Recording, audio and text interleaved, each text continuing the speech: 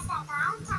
उस गांव में एक बुढ़िया माई अपने बेटा बहू और दो पोतों के साथ रहती थी। बुढ़िया माई गणेश जी की बहुत परम भक्त थी और गणेश जी में उनकी बड़ी आस्था थी। बुढ़िया माई रोज सुबह नहा धोकर गणेश जी भगवान की पूजा कथा आरती किया करती थी और घंटों गणेश जी भगवान की पूजा में बिताया करती थी। लेकिन बुढ़िया माई की बहू को बुढ़िया माई का गणेश जी का पूजन करना बिल्कुल भी पसंद नहीं था। बुढ़िया माई का बेटा तो कमाने के लिए सुबह घर से चला जाता था और शाम को ही घर लौटता था।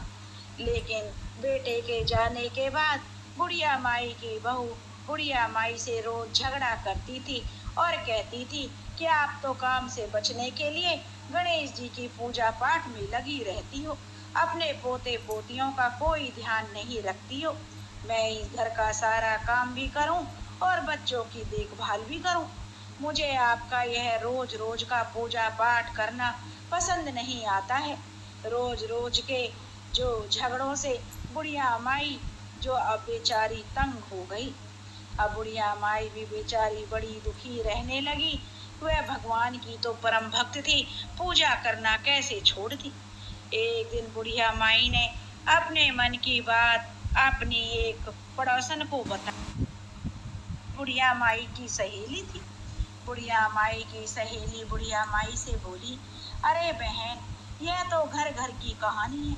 हर घर में चूल्हा होता है और जहाँ चार बर्तन होते हैं वो तो खटकते ही हैं। तुम एक काम करो, मेरी बात मान लो। तुम अपनी रोटी पानी लेकर गांव के बाहर गणेश मंदिर में चली जाया करो और वहां पर ही बैठकर अपना पूरा समय पूजा पाठ में बिताया करो। वहीं चबूतरे पर बैठकर जब भूख लगे तो अपना रोटी खा लिया और प्यास लगे तो पानी पी लिया और पूरा दिन गुजार के शाम को घर आ जा।